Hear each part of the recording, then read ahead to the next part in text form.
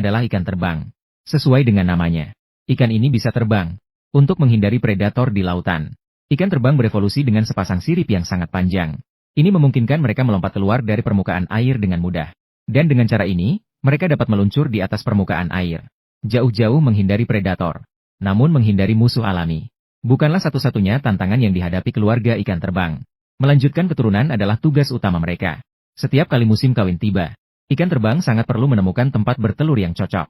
Namun, itu bukanlah hal yang mudah di lautan yang luas. Namun, kali ini mereka beruntung. Jauh di sana, sebuah daun palma besar perlahan-lahan melayang menuju mereka. Bagi ikan terbang, ini seperti sebuah pulau kecil di lautan. Ini adalah tempat bertelur yang sangat mereka impikan. Ikan betina melihatnya dan segera mendekat, dan mulai bertelur di tempat yang tepat. Sementara ikan jantan mengikuti untuk melakukan pembuahan. Setelah ikan betina pertama bertelur, itu akan memicu reaksi berantai. Ikan lainnya mengikuti satu persatu. Ribuan ikan terbang segera mengelilingi daun palma ini hingga tidak ada air yang bisa lewat. Mereka berebut untuk bertelur satu demi satu. Berat yang besar membuat daun itu perlahan-lahan miring. Ini secara tidak langsung memicu adegan aneh dan tragis di awal. Karena lokasi pemijahan terbaik berada di sisi dalam daun palem. Beberapa ikan terbang lebih memilih mempertaruhkan nyawa mereka untuk mendapatkan keuntungan. Hasilnya adalah hanya ada masuk tetapi tidak ada keluar. Terjebak di dalam dan tidak bisa melepaskan diri.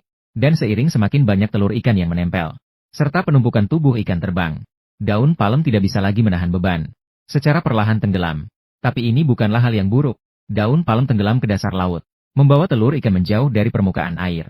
Sebenarnya sangat meningkatkan peluang mereka untuk bertahan hidup. Selanjutnya hanya perlu menunggu beberapa hari. Telur ikan akan menetas semuanya. Proses ini meskipun mengakhiri banyak kehidupan, tapi juga akan ada lebih banyak kehidupan yang menyambut kelahiran baru. Ini adalah pemandangan aneh yang terjadi di tengah lautan.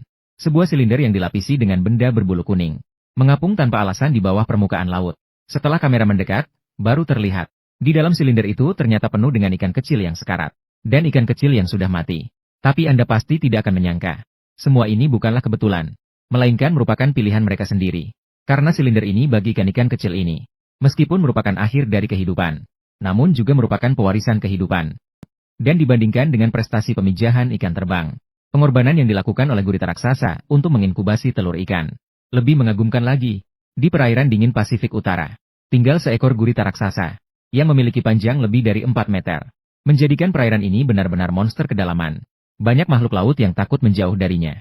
Sebagai pemburu ulung, ia keluar kali ini bukan untuk mencari mangsa, melainkan untuk mencari gua tempat berlindung. Gurita raksasa ini sedang hamil. Ia membutuhkan tempat yang aman untuk bertelur, dan menghabiskan sisa hidupnya di dalamnya. Setelah menemukan gua yang tepat, gurita raksasa itu akan mulai bertelur. Kali ini ia bertelur sebanyak 100.000 butir. Jangan lihat gurita ibu yang tampak garang di luar. Ketika berhadapan dengan anak-anaknya, ia dapat menunjukkan kelembutan yang luar biasa. Selama 6 bulan ke depan, gurita ibu akan merawat telur-telur ini dengan hati-hati. Setiap hari tidak hanya harus menggunakan tentakel untuk membersihkan telur ikan dari alga, tetapi juga harus terus menyemprotkan air ke telur ikan, untuk memberikan oksigen yang cukup bagi anak-anak, membantu mereka menetas. Selama waktu ini, ibu gurita akan selalu menjaga anak-anaknya, dan tidak akan pernah meninggalkan guanya, karena ia hanya bertelur sekali seumur hidupnya. Jadi ia tentu tidak akan sembrono. Seiring berjalannya waktu, ibu gurita yang tidak bisa mencari makan kelaparan dan hampir mati. Tetapi ia tidak akan menyerah begitu saja. Dengan kekuatan cinta ibu yang luar biasa, ia terus berusaha membantu anak-anaknya menetas setiap hari. Perlahan-lahan, anak-anak gurita yang telah berkembang sepenuhnya mulai memecahkan telur. Meskipun pada akhirnya hanya sedikit yang bisa hidup sampai dewasa. Tetapi ibu gurita sudah berusaha sekuat tenaga, memberikan keturunannya kesempatan terbaik.